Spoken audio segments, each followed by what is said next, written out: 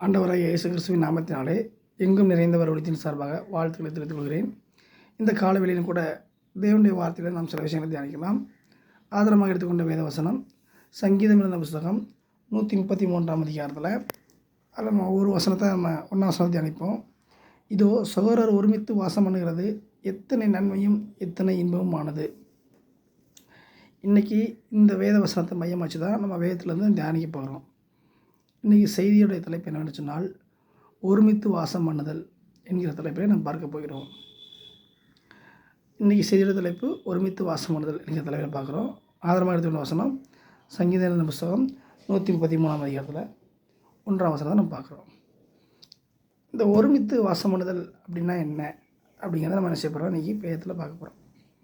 பொதுவாக ஒருமித்து வாசம் பண்ணுதல் என்று சொன்னால் ஒன்றாக கலந்து விடுதல், ஒருமனப்பட்டு வாழ்தல் அல்லது ஒரே நிலையாக இருத்தல்ங்கிற பல பதங்கள் வரும். அப்போது இப்படிப்பட்ட ஒரு விதமான காரியங்களை தான் ஒருமித்து வாசம் பண்ணுகிற அனுபவம்னு சொல்லி நம்ம சொல்கிறோம். பொதுவாக இந்த பூமியில் பார்த்தோம்னா கணவன் மனைவி மேலே ஒருமனப்பட்டு ஒருமித்திருப்பாங்க, பிள்ளைங்க பெற்றோர்களோடு சேர்ந்து ஒருமித்திருப்பாங்க, மாணவர்களோட ஆசிரியர்கள் ஒருமித்திருப்பாங்க, உறவுகளோட சொந்த பந்தங்கள் ஒருமித்திருப்பாங்க, நண்பர்களோடு ஒருமித்திருப்பாங்க, அது பழக்கமானவங்க கூட ஒருமித்திருப்பாங்க, அது ஒரு வேலை செய்கிறோம் அப்படின்னா ஒருமித்திருப்பாங்க, அல்லது ஒரு கல்வி அடிப்படையில் இல்லை ஒரு பிஸ்னஸ் பண்ணுறோன்னா அதில் ஒருமித்து என்ன செய்வாங்க, எல்லாம் இருப்பாங்க.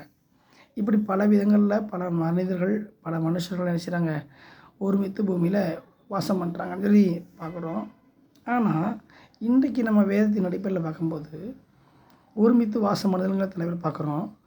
இதோ சகோதரர் ஒருமித்து வாசம் பண்ணுதல், எத்தனை நன்மையும் எத்தனை இன்பமாக இருக்கிறதுன்னு சொல்லி பார்க்குறோம். இங்கே வரக்கூடிய அந்த ஒருமித்து வாசம் பண்ணுதல் அப்படின்னா ஆவிக்குரிய பிள்ளைகள் ஒருமித்து வாசம் பண்ணுகிற அந்த காரியத்தை நம்ம பார்க்குறோம். எடுத்துக்காட்டாக யார் அப்படி இருந்தாங்கன்னு பார்க்கும்போது பவுலடிகளும் தீத்துவையும் பார்க்குறோம். அப்போஸ்தலனாகிய பவுல் என்கிற மனிதன் பல சபைகளை ஸ்தாபித்தவர், நிறுவினவர், தேவனால் அழைக்கப்பட்டு பண்படுத்தப்பட்டு அநேக சபைகளுக்கு கடிதங்களை எழுதி அநேகரை உற்சாகப்படுத்தி அநேகரை என்ன பலப்படுத்தக்கூடிய பணியில் இருந்தார். அப்படிப்பட்ட பவுல் என்கிற மனிதர் தன்னோடு கூட உடன் பணியாற்றின தீத்து என்கிற ஒரு நபரோடு அவர் ஒருமித்து வாசம் பண்ணுவதை காண முடியும்.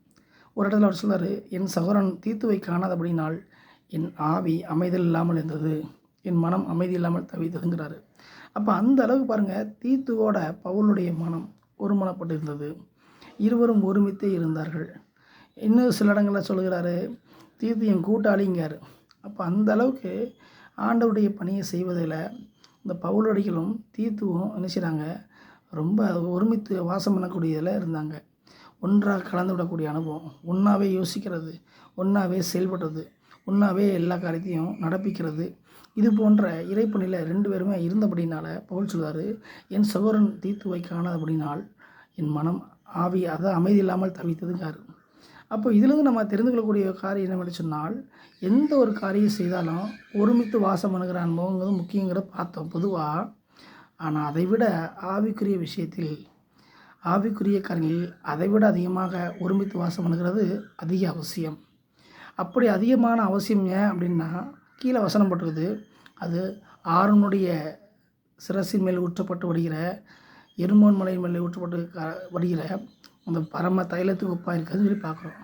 அப்போ தேவனுடைய பிரசனமானது ஒருமித்து வாசம் பண்ண ஆரம்பித்தாலே தேவனுடைய பிரசனம் இறங்கி வந்துடும். ஜெபிச்சாலோ துதிச்சாலோ மட்டும் இல்லை, ஒருமித்து ஒருமனப்பட்டு சகோதரர்களாக ஒன்றா உட்கார்ந்துருந்தால் கூட அங்கே தேவனுடைய மகிமை இறங்கும். இதுதான் நம்ம அதில் பார்க்குறோம். எனவே இந்த செய்தியை கேட்டுக் கொடுக்குற ஒவ்வொருவரும் தெரிந்து கொள்ளக்கூடிய விஷயம் என்னென்னு சொன்னால், ஆவிக்குரிய பிள்ளைகளாகிய நாம் ஒவ்வொருவரும் தேவனுடைய சித்தத்துக்கு ஒப்பு கொடுத்து ஆவிக்குரிய தன்மையோடு இருந்து தேவனுடைய மகிமை என்ன செய்யணும், எந்த நேரம் அனுபவிக்கப்படணும். ஒருமித்து வாசங்கிற காரியம் முக்கியங்கிறத புரிஞ்சுக்கணும். ஏனோ தானோ என்று இல்லாமல், உலகத்தோடு உலக மனுஷரோடு ஒருமித்து இல்லாமல், தேவ பிள்ளைகளோடு ஆவிக்குரிய அனுபவத்தோடு ஆவிக்குரிய தன்மையோடு ஒருமித்து வாசம் பண்ண நாம் பழகிக்கொள்ள வேண்டும். எப்படி பவுல் தீத்துவோடு ஒருமித்து வாசம் பண்ண பழகியிருந்தாரோ, அதே போல் இந்த செய்தி கேட்குற ஒவ்வொருவரும் ஒருமித்து வாசம் பண்ணுகிற அந்த அனுபவத்துக்குள்ளே தங்களை கொண்டு வர வேண்டும்னு மனுஷன் இதிலேருந்து பார்க்குறோம். ஆகவே ஒருமித்து வாசம் பண்ணுறது எத்தனை முக்கியம், எத்தனை இன்பம்ங்கிறத நம்ம பார்க்கணும். ஒருமித்து வாசம் பண்ண ஆரம்பிச்சாலே தேவனுடைய மகிமை இறங்கி வந்துவிடும். ஒருமித்து வாசம் பண்ணாலே சக்ஸஸாக எல்லா காரியத்தையும் செஞ்சிடலாம்.